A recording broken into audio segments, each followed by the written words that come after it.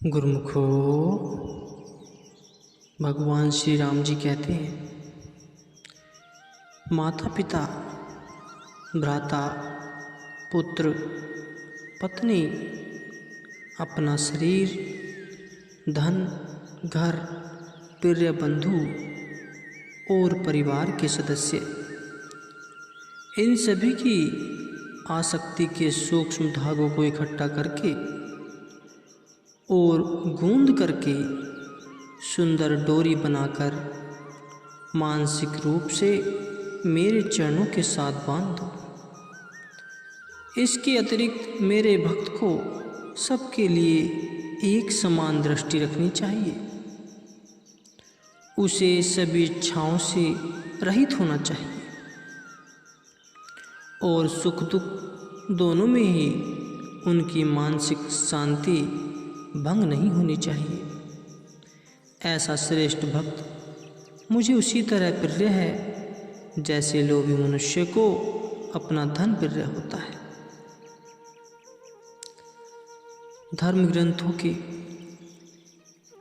इन सब प्रसंगों को कहते हुए तथा महापुरुषों के उपदेशों को सुनने पर भी हम धन मान शान की लालसा करते हैं, जो हमारे वर्तमान दुख क्लेशों को और अधिक बढ़ाते हैं। यद्यपि इन सभी इच्छाओं के पीछे हमारी आंतरिक भावना मन की शांति को प्राप्त करना ही है, तथापि शांति की अन्य खोज के कारण हम निषेधात्मक विरोधी शक्तियों की दलदल में फंस जाते हैं। अतः यदि अनित्य वस्तुओं का त्याग करोगे तो सत्य एवं नित्य वस्तु को प्राप्त कर सकोगे। अपने निजी छोटे छोटे संकुचित स्वार्थ जो केवल तुम्हारे लिए ही उपयोगी एवं सहायक है, उनका त्याग कर दो और विश्वव्यापक प्रेम के सार तत्वों को तथा दिव्य पुरुषों की संगति को प्राप्त करो। दूसरों के दुख में उनकी सहायता एवं सेवा करते समय स्वयं को बिल्कुल भूल जाओ और उसी समय तुम्हें परम अलौकिक शांति प्राप्त होगी, जिससे तुम अपने दुखों और कष्टों से स्वयं में मुक्ति पा सकोगे। मन, कर्म और वचन की शुद्धता से ही तुम वैकुंठ धाम में पहुंच सकोगे। यह वैकुंठ लोक कहीं अन्यत्र नहीं अपितु यही है, किंतु केवल निस्वार्थ व्यक्ति को ही इसका अनुभव होता है।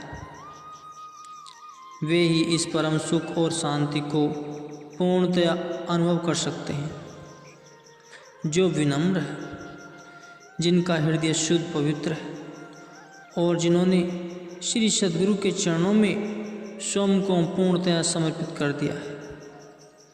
गुरुवाणी में कहा गया है, वीणु तुधु हो जिय माण्या सिर दुखा के दुख, देही नामो संतोखिया उतरे मन की भूख।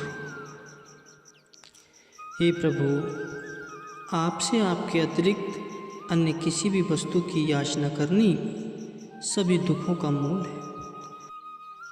अतः हमें अपना नामदान देने की कृपा करें, जिससे हमारी आत्मा की भूख शांत हो। यह एक प्रार्थना है जिसका उच्चारण पाठ लोग प्रतिदिन करते हैं, किंतु अंतर हृदय से नहीं। इसलिए यह प्रार्थना अनसुनी और अप्रभावित ही रह जाती है। अपने हृदय से तो वह लोग धन, सम्मान, संतान और जीव के सुख ऐश्वर्य ही चाहते हैं। वास्तव में वे अपनी इच्छाओं की पूर्ति के लिए ईश्वर के साथ सौदा करते हैं, अर्थात ईश्वर से भी लाभ की ही इच्छा करते हैं और इच्छाओं की पूर्ति के लिए ही वह ईश्वर की प्रार्थना करते हैं, परंतु ईश्वर उनके हृदय में छुपी हुई कामना से अनभिज्ञ नहीं होता। वह तो सर्वज्ञ है। वह उनके हृदय रूपी पात्र में अमृत कैसे भरते, जबकि वह पात्र पहले ही काम, क्रोध, लोभ, मोह के विष से भरा पड़ा है। केवल अज्ञानी जीव ही सुख प्राप्त करने की आशा से सांसारिक पदार्थों के पीछे व्यर्थ भागता है। यदि संसार के भोग एवं सुख, ऐश्वर्य, मन की शांति एवं स्थायी आनंद देने में सामर्थ हो तो राजा गोपीचंद, राजा भर्तृहरि, रानी मीराबाई अपने राजसी वैभव का त्याग क्यों करते? क्या यह ज्ञानता नहीं कि वस्तु की खोज वहाँ की जा रही है जहाँ कुछ है ही नहीं? इंद्रियां विषयों के रस के कारण हमने अपने जीवन के उद्देश्यों को ही भुला दिया है। अपनी खोई हुई संपत्ति, शांति एवं आनंद को प्राप्त करने के लिए हमें अपनी वृत्ति को बाहर से समेटकर अंतर्मुख करके ईश्वर भक्ति के मार्ग पर चलना होगा। पहले भी बता चुके हैं कि सांसारिक भोग हमें क्षणिक मोहक सुख भले ही दे दे, किंतु मानसिक शांति और आनंद नहीं दे सकते। इसलिए हमें अपने धन को आनंद एवं शांति के स्रोत श्री सतगुरुदेव जी की आज्ञा के अधीन रखना चाहिए। मन की शांति एवं आनंद गुप्त खजाने की तरह हमारे हृदय की गहराई में विद्यमान है और इस गहराई तक केवल नाम द्वारा ही पहुंचा जा सकता है। केवल सतगुरु का सच्चा नाम ही परलोक में हमारे साथ जाएगा। इसके अतिरिक्त संसार की अन्य सभी वस्तुएं, यहाँ तक कि हमारा यह पार्थिव शरीर भी मृत्यु उपरांत यहीं रह जाएगा।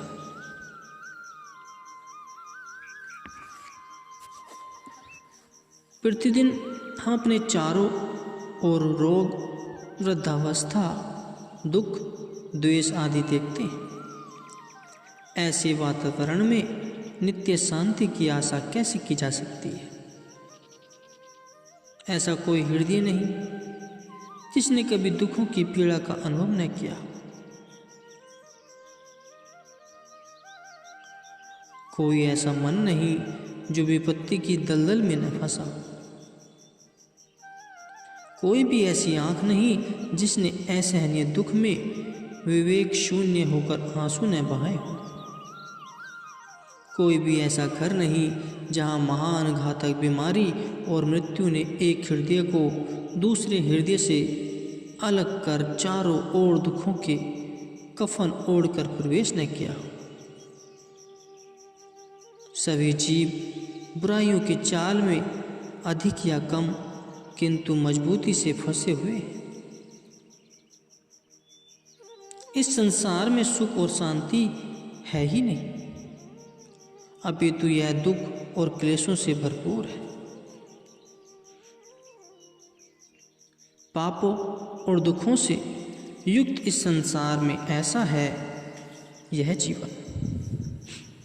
धन, वैभव, पद और प्रतिष्ठा पर आशा रखना रेत के टीले पर अनेक मंजिलों को ऊंचा भवन बनाने के समान है,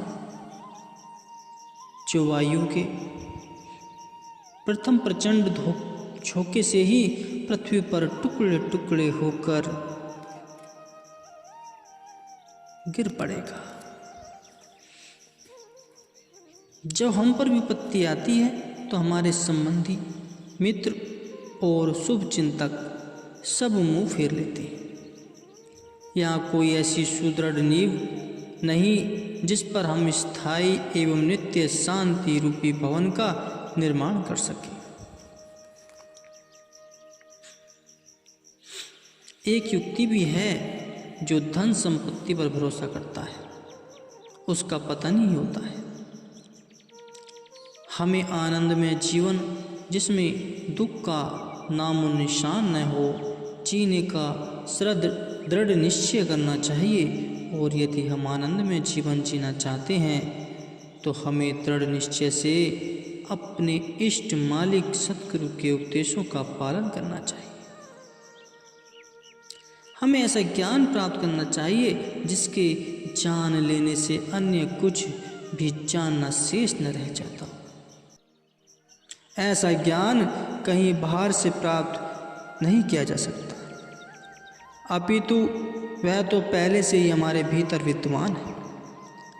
हमें केवल मात्र उसका पुनः अन्वेषण करना है और यह सद्गुरु की ही सहायता और कृपा से ही हो सकता है। सद्गुरु नित्य मुक्त आत्मा है और मानव शरीर धारण करके अधम से अधम जीवों पर कृपा करते हैं तथा उनके कल्याण में सदा लगे रहते हैं। यही ईश्वर तत्व का लक्षण है जो कि संसार का उद्धार करने वाले समय के संत महापुरुषों में ही प्रकट होता है। केवल महापुरुष ही अपने अस्तित्व को परमार्थ में लीन कर लेने में समर्थ हैं। ऐसे महापुरुष ही दूसरों को आध्यात्मिकता की उच्च स्थिति पर ले जाने से सफल हुए और हमारे हृदय में अध्यात्म के गुप्त ज्ञान को प्रकट करते हैं। महापुरुषों का कथन है, भीखा भूखा कोई नहीं, सबकी गठरी लाल, गांठ खोली जानत नहीं, या विधि भय कंगाल। भीखा साहिब जी स्वयं को संबोधित करते हुए कथन करते हैं, ओ भीखा, इस संसार में कोई भी निर्धन नहीं है। प्रत्येक की गठरी में लाल है, परंतु उस गठरी की गांठ कैसे खोलनी है यह नहीं जानते और इसलिए वह निर्धन ही रह जाते। यह अनंत ज्ञान ही सुख का स्रोत है, मन की शांति है जो हमारे अंदर ही विद्वान है, परंतु अपनी अज्ञानता के कारण मनुष्य वहाँ तक पहुँच नहीं पाता और इसलिए वह दुखी जीवन व्यतीत कर रहा है। इस आनंद की प्राप्ति का रहस्य केवल महापुरुष ही जानते हैं। यदि ईश्वर से मिलने की हार्दिक इच्छा एवं उत्सुकता रखते हो तो उनसे जाकर पूछो जो ईश्वर से मिल चुके, क्योंकि केवल वे ही उस प्रभु से मिलने की सही युक्ति बता सकते हैं।